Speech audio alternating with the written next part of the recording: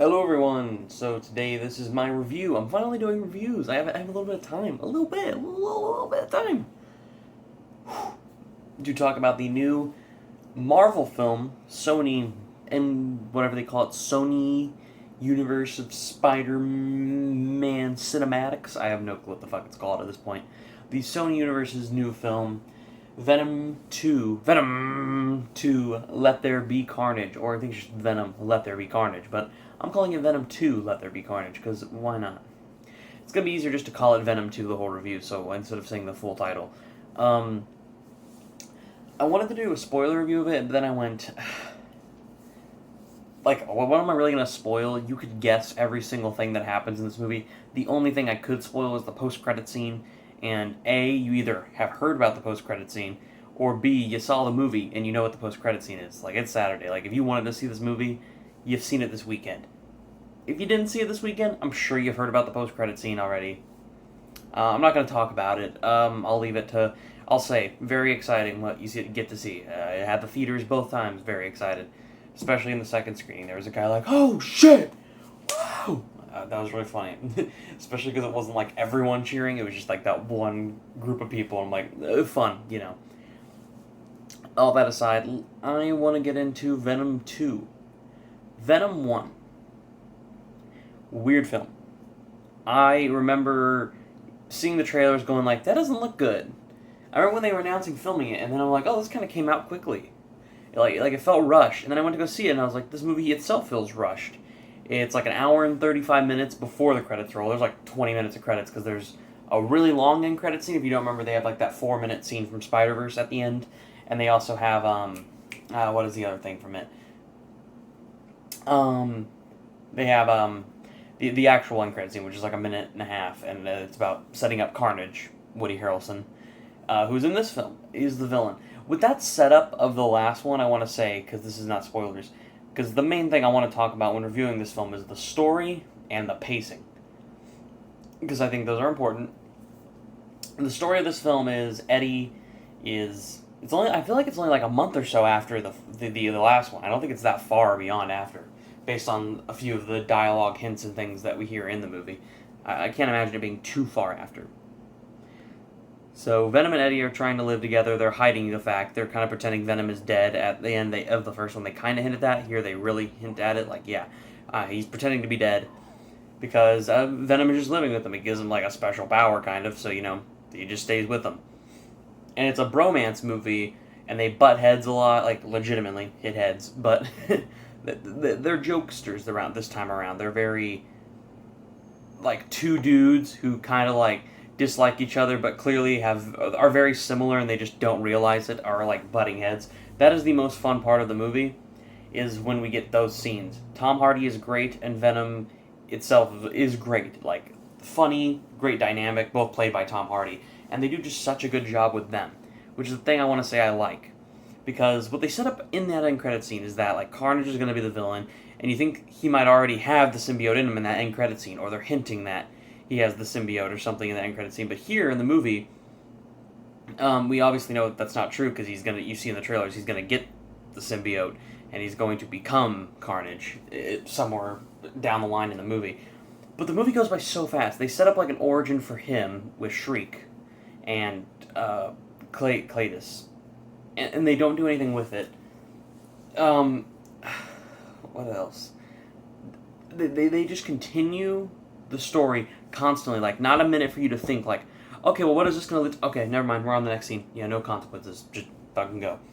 And he goes into an interview with him, and then Cletus tells him just like a hint, like, you print this in your newspaper, I'll give you a story to get you back on top. But then he doesn't even need to tell him, because Venom figures it out by looking at a wall and then realizing where he's hit all these dead bodies, and then that reinstates his death penalty, or Cletus' death penalty, and then immediately you're like, oh, Cletus about to have a death penalty, and then we set up Venom like, I want to eat heads and I want to have like a free life. The only reason that plot is in there is because it's funny for humor, and people like dumb humor. It does make me laugh sometimes, but they only do that to have a reasoning later in the film for Venom and him to be split up, and to make Venom vulnerable without a real body he can live in, and without his friend, and also to give Eddie vulnerability, like, let's say Carnage is coming for him, or Cletus is coming for him as Carnage, and he has the symbiote now, he's gonna come and kill him. Eddie can't do shit. So that's like the plot line of the middle of the movie, and we just don't develop anyone that great. Annie and Dan, his name is Dan, right? Yeah, they don't develop them that much. They're in there enough. They definitely have something more to do, even if they have actual less screen time in this one. They have more to do in the third act. But they're not really prominent. There's nothing prominent here of a story. It feels like they had a basic story of Venom. He's the main guy. Gotta fight Carnage. They gotta fight. They gotta touch tips. That's what I'm talking about. They gotta fight and they gotta collide, and then the world will be a better place because dumb, crazy Marvel movie action makes everyone happy. But it doesn't feel like they have any build up to that. It simply just feels like, all right, Eddie gotta fight Cletus. Let's throw in some other funny jokes and relative similar story themes. Oh, he wants Shriek, but Eddie wants Annie back. But that doesn't even come into plot. They hint like the Eddie and Annie plot is going to be huge. It's like hinted at in like 2 or 3 scenes and then not really registered through the rest of the fucking movie. And then at the ending, there's a scene with Annie that, well, in the middle of the fight scene, Annie is also there. And it's supposed to be like this emotional moment, kind of. Like they do a sad thing with it.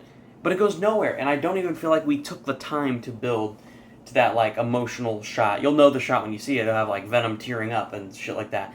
But we never build to it. And I the whole movie, I was wondering, like, this feels like we're missing 30 minutes of the movie, more scenes between them earlier on, more scenes of where Venom went. How did he get to the rave? Why, when he got in that guy, he went in a guy's body at this rave party, and that body falls to the ground, you're like, alright, he's dead. Or knocked out, he's going to go to another person's body, and he does. But later we see Venom, after the rave party, back in that guy's body, and I'm like, were there 2 scenes in between this? And this is the order they did them in? I was just so fucking confused as to how the story was paced. It feels like, one, there's a lot of awkward fades. It'll just fade into the next scene, and it'll be like a week later, and like, we'll go from like Eddie already being poor to like the next week his article's huge, he's blowing up again, he's already rich. Like, that'll just happen within a period of 5 seconds. This movie never stops moving. If you go to the restroom, done. You have no fucking idea what's happening in this movie. You've missed, like, 4 sequences of someone getting somewhere to being completely somewhere else in, like, 2 minutes. And that's my biggest problem with this movie, is I had fun. I laughed. The action's pretty good. Designs of Venom and Carnage look really good. Woody Harrelson does technically a good job. Tom Hardy does an amazing job. There's stuff to like, even more than the first one. I think that film is just kind of boring and has a really weak villain. This villain here is better, even if it's not well developed. He's more exciting to follow along, and you get why Venom and him would fight. Like, you get why he wants to kill Eddie. Other than in the first one, it's just like, well, there's Riot, and he takes over this guy's body, and he wants to get to a new planet, and the guy who, Riz Ahmed's character, is just a cocky asshole. Like, there's not much to that first film to really blow your mind with its villain. Here there actually is something with the villain. Even then I don't think it works that well, but it's something. There's something here. Visual effects look better, the action is a little bit better, the comedy's a bit better. Like, everything's stepped up enough for me to be like, this is entertaining. But I'm not gonna, like, register this as a great movie. If you're giving this above, like, a 6, you might be a little crazy. I'm not trying to be mean, but, like, this doesn't deserve much more. It deserves, like, a minimally positive rating, because that's really what I feel. But I'm amazed if someone can give this a great score. They're like, it's a mess. And even if you're going just for the entertainment level, there's something about it that brings it down because it doesn't have a powerful message. Or, like, Shang-Chi has an emotional story, a great villain that is thoroughly developed, and visually they can do a lot with him. Like, a lot with his action, the way he moves, the locations around him, the places he's used to. You can feel a lot for that character, like in Shang-Chi. Here, you can't feel that at all for Cletus Cassidy. But, I don't know. There's something here missing. I don't know what it is that's missing. The pacing and the story obviously being kind of really rushed and kind of a mess, that's bad. But there's something else missing that, like, I can have a rushed story, I feel like I could give this like a 7 or an 8 and find something great in it. But there's something missing, and I don't know 100% what it is, even after 2 viewings. I'm good enough on this film to give it a 6 out of 10. Quick review because I really don't have much to really express. I just do think it's a messy film with really weak pacing. Like, not weak as in slow, weak as in, like, they didn't find a really strong, consistent pacing. It's just all over the place. Really rushed, really quick, sometimes confusing on elements. Not really great developed villain, not much for the characters to do emotionally. Instead, it feels more like goofball, buddy, bromance, stupid, over the top, action, as hard as you can get PG-13 movie. And with that being said, I think Venom is a character that I want to see more of, but with maybe better writing or a better story, something that feels like they have a story to tell. They don't really feel like they have much to tell here. I mean, the end credit scene is exciting, and it's going to be cool to see Tom Hardy and Venom be with more people, more characters around them, because they themselves are very funny and are likable, and you really do like Tom Hardy as Eddie Brock, and you really do like Venom himself, and them together are a great character, and they can have fun and emotional moments. We just haven't got to see that explored very well. We can see it interchangeably, and we can see their scenes as entertaining, but we haven't seen them do anything that's like, ooh, fuck yeah, that's awesome, that's fun, that's cool, I really like that. Instead, it's just more like, well shit's happening at least. The movie, it's fun. So overall, I'm going to say very silly, fun, some solid action, some pretty good visuals, some that aren't great, but some good visuals, and it's consistently bizarre enough for me to be entertained that I have to give it a 6 out of 10. And I do recommend it. I mean, you're going to have to probably see it. And the end credit scene alone is worth the price of admission because, like, what it's setting up is going to be like, holy fuck! And everyone's going to be excited, but... yeah, with all that being said, this is my minimal review for Venom. I'm sorry it's like a weak review. Like, I don't know, I don't have much to say. I'm having a big review come out for Squid Game, Sex Education Season 3, Star Wars Visions I have to review. I have to review I did review Malignant. I need to review, what was the other movie that I saw in between the time? Cinderella. That'll be a fun review. Addams Family 2. Reviews are coming, it's just they're going to be more gapped, but I do recommend Venom. And I recommend stay for the post-credit scene, because probably the best part of the movie, all things considered. Oh, and we're in horror Halloween month. I was trying to think, like, what was I going to say? We're in Halloween times, everyone, which means I'm going to do a thing where I'm going to, every horror movie I watched, I already saw Dawn of the Dead in theaters. That was a really cool experience. I'm going to review that. Not on its own review. I'm going to review every Halloween horror movie I see and then upload it on Halloween morning. So if anyone wants to see all the stuff I've watched, and maybe that video, that'll probably be like 30 to 40 minutes, because I'm going to watch a lot of horror stuff, then people can like maybe find something for them to watch on Halloween or whatever. It's just going to be a giant bundle of horror, Halloween-themed, horror-themed, whether it be like a Hocus Pocus type film or like a Conjuring or Malignant type film. It's going to be cool, so I'm excited to make a video on that. And James Bond I'm seeing early. Hopefully I can review that one actually on Wednesday night, because I don't have work or school Thursday this next week. So, and if I'm going to go see it Wednesday night, so yeah, maybe a James Bond review Wednesday night. Maybe I'll get my dad to review it. He's going with me, so. My dad's review for Venom 2 was stupid and pretty bad, but he laughed a bit, but he gave it like a 4 out of 10. He would not recommend it. I have a few friends who would recommend it. Friend Jonathan gave it an 8. He really liked it. Good for him to really like it. I mean, who am I to say that you're wrong? I did not think it was that great, personally, but if you have that much fun with it, go on, love it. Give it a 10. I don't give a fuck.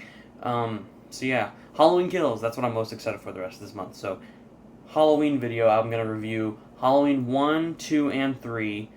I'm going to review all the first 3 movies before Halloween Kills comes out. And the 2018 one I'm going to do a review for before Halloween Kills comes out. So, all of those, and I'm pretty sure that I'll do a reminder review when I do that Halloween video of like all the movies I saw throughout October that are horror films on Halloween morning. That video, I'll probably re-mention my reviews if instead of doing a full review of them in there. So, yeah. I gotta go do homework, so this already took away time, but it was fun. I'm glad I got to kind of express how weird this movie is, even if I couldn't find the words, because it's so weird. It's just such a bizarre, weird paced movie that I'm actually surprised it got through a studio. I feel like a studio would be like, this is weird as fuck. Should we like add more to this or make it more emotional, or do we cut out too much? I feel like they had to have cut out too much. But yeah, definitely check it out. It's weird that it's Andy Serkis. Like, I felt like I would feel like a new style, but it really does feel like Venom 1, but better action, better visuals, better comedy. Like, improvement on a bit of those, but it doesn't feel like Andy Serkis. I mean, I guess he's not like a fucking Stanley Kubrick. You'll know his style, but I don't know. Andy Serkis is a solid director, I guess. I think he should continue to make Venom movies. Just hopefully they know not to rush them, because this movie does need to be longer. This isn't like, if they thought an hour and a half was like the perfect runtime, then an hour and a half could work for the story. Like, no, it does not work for the story. There's some stuff missing, I can tell. But yeah. I've ended this video like 4 times. I'm sorry, I keep going on. I want to talk. I miss doing videos, even if they're dumb. But yeah, next video, hoping for next Wednesday with Bond, and then I'm going to finish Squid Game, almost done with it, and then I'm going to get a review for a bunch of shows and Cinderella, and going to watch The Guilty and the new Sopranos movie and Addams Family too. So videos coming. Don't worry, videos are coming. I just been busy. Been very, very busy. Bye.